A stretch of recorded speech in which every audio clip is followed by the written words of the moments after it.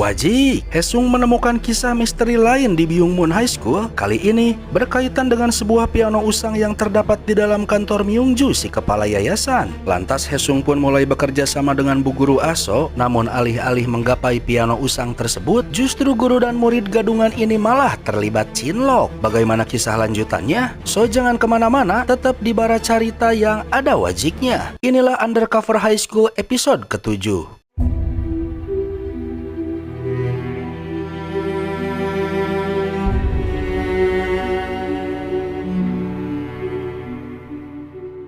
Selepas adegan bucin antara Haesung dan Aso di tengah hujan, episode ke-7 dimulai dengan Haesung yang menghabiskan malamnya dengan senyuman. Saat itu, Haesung mengenang masa lalu saat Oh Bongja nama kecil Aso melamar Haesung karena sama-sama saling menyukai. Aso kecil berharap jika kelak mereka akan menikah. Aso sendiri belum menyadari jika Haesung adalah teman masa kecilnya, sementara Haesung tertawa geli karena setelah sekian lama, tiba-tiba saja dia bertemu kembali dengan cinta pertamanya.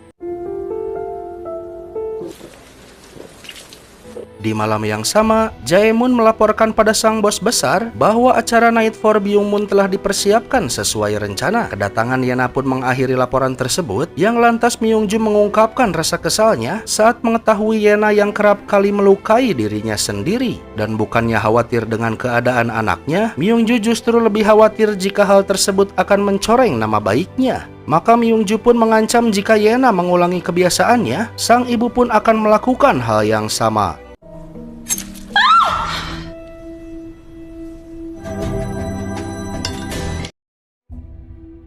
Keesokan harinya, Aso dengan riang gembira melakukan tugas piketnya di ruang guru. Nampaknya kejadian semalam membuatnya berbunga-bunga di hari ini. Bahkan dia pun mengepel lantai sambil menari-nari. Namun alangkah terkejut Aso karena Haesung menyaksikan apa yang sedang Aso lakukan. Yang lantas Haesung pun memberikan semangat padanya.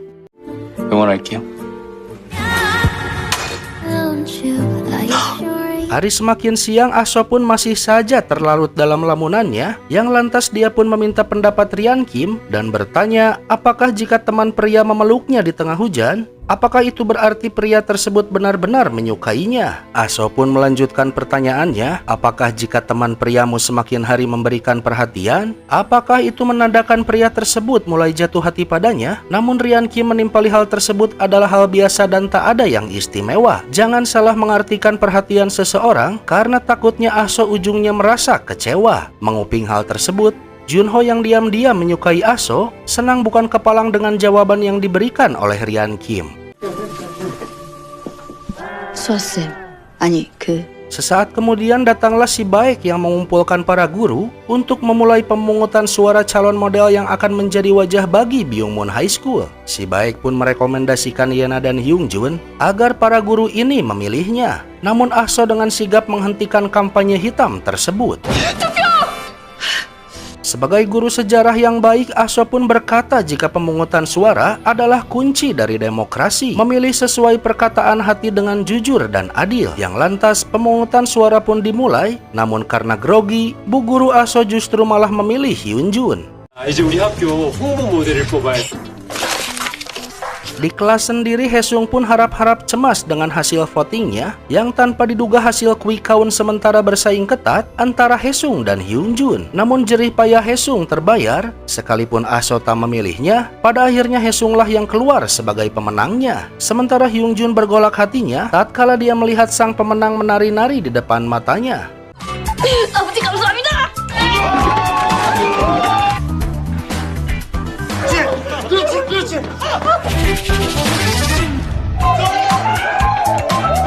Saat hendak pergi merayakannya, Haesung melihat Yujung di depan sana, yang lantas Haesung pun sedikit membantunya. Di kesempatan itu, Haesung meminta maaf karena terlalu mencampuri urusan Yujung. Semua Haesung lakukan semata-mata karena Haesung tak ingin Yujung terluka. Yujung pun memaafkannya dan meminta Haesung agar tak berpikiran buruk pada Yena. Karena sekaya apapun dan seberkuasa apapun dirinya, Yena tetaplah manusia biasa yang punya masalah juga.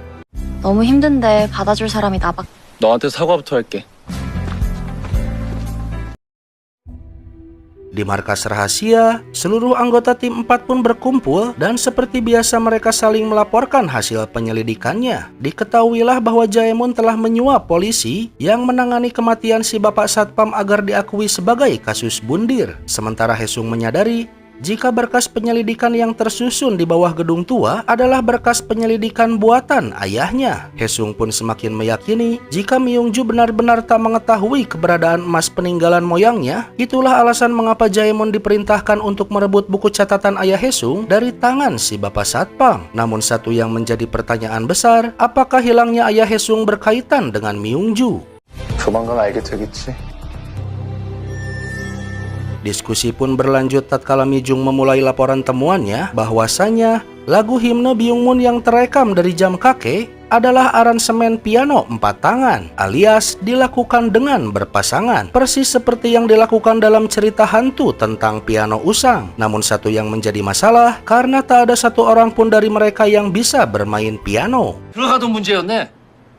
야, 담당 형사한테 딸이 하나 있습니다. 제가 하겠습니다. Namun lagi-lagi Aso datang memecah kebuntuan dan menawarkan diri untuk memainkan pianonya, sekaligus mengajari Haesung untuk memainkan lagunya. Sempat Haesung pun mencegahnya karena misi ini akan berbahaya bagi warga sipil seperti Aso. Hal tersebut membuat Aso pun mengurungkan niatnya untuk membantu. 위험한. 그게 질문? 갑자기 반전? Akan tetapi karena tak ada pilihan lagi, pada akhirnya Ansuk pun mengizinkannya, membujuk Aso dengan melabelinya sebagai wildcard, kartu rahasia dari sebuah agen rahasia, menetapkan Aso sebagai agen kehormatan. 명예 현장 요원이니까요. 아참. 명예 현장. Aso pun bersedia melakukannya, asalkan Ansuk berjanji akan membuat Aso sebagai guru tetap. Meski ragu, pada akhirnya Ansuk pun menyetujuinya. 전에 반전? 어차피 비밀. Sementara khawatir dengan keselamatannya, Haesung pun lagi-lagi mencegah Aso lebih jauh terlibat dan bertanya padanya mengapa dia sangat bersikeras untuk menjadi guru tetap. Yang rupa-rupanya Aso telah berjanji pada murid pertamanya bahwa dia kelak akan menjadi guru tetap. Murid pertama yang dimaksud adalah seorang siswi berheadset pink yang pernah muncul sekilas di beberapa episode sebelumnya.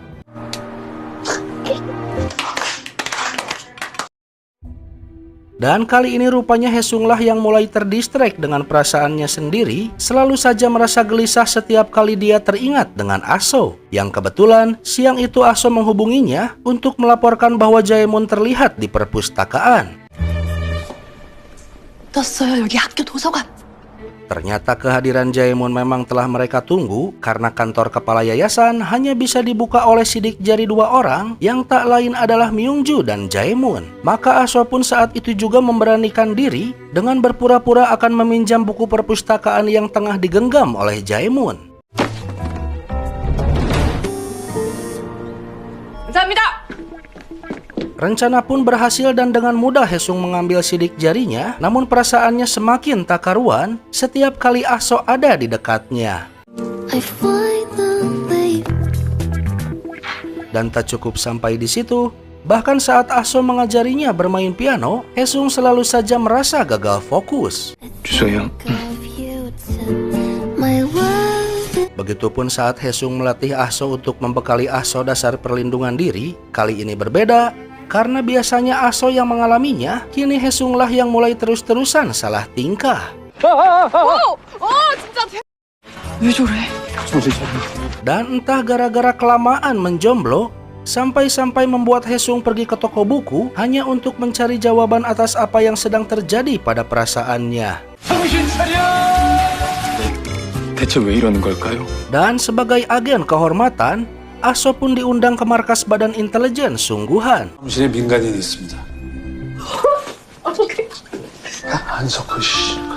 Saat ini mereka pun menyusun rencana penyusupan ke kantor Myungju, tepat di tengah berlangsungnya acara malam untuk Byungmun. Saat momen penjamuan teh yang dilakukan Myungju bersama tamunya, jelas acara tersebut akan dijaga dengan pengawalan ketat, maka Yonghun akan menyamar menjadi salah satu pelayan bertugas untuk mengalihkan perhatian. 돌릴 수 있는 장치를 한번 마련해 보겠습니다. 우린 이미 학생들의 Namun ada satu masalah lain, karena sekalipun pintu kantor kepala yayasan berhasil terbuka, register terbukanya pintu akan tetap terkirim pada Myungju, dan tugas Mijunglah untuk mengatasi hal tersebut.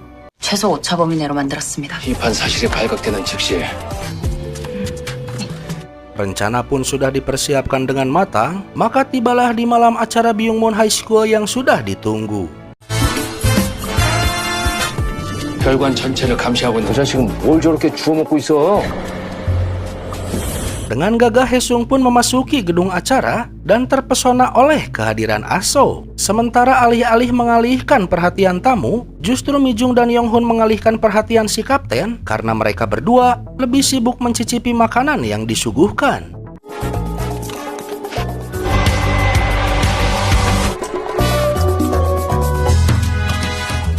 가서 뭐 하는 짓들이야 지금?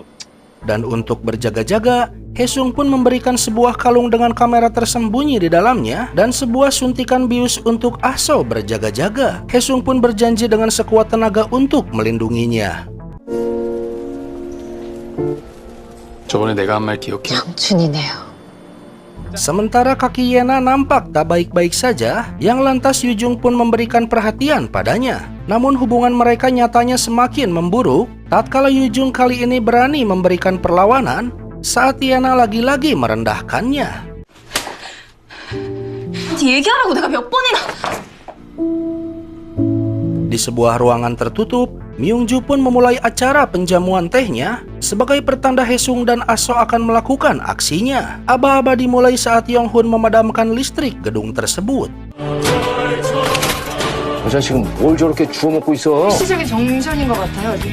Namun celakanya listrik pun kembali menyala sebelum waktunya karena Jaemun bergerak dengan cepat. Yang celakanya, pintu kantor Myungju tak mau terbuka karena sidik jari palsu tak terduplikasi dengan baik. Maka Yonghun dan Mijung pun datang ke ruang pengawasan agar para pengawas tak melihat kehadiran Haesung dan Aso di kantor Myungju. Sampai-sampai Yonghun dan Mijung pun menyajikan sebuah drama pertengkaran yang berujung pada terpaksanya Mijung yang lagi-lagi mencium Yonghun.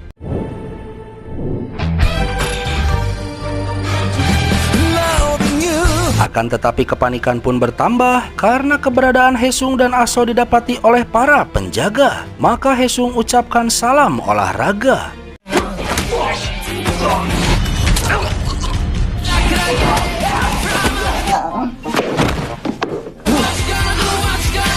Akhirnya Haesung dan Aso pun memasuki kantor Myungju dan mulai memainkan notasi himne Byungmun, bersamaan dengan dinyanyikannya himne Byungmun oleh paduan suara di luar sana. 셋, 넷.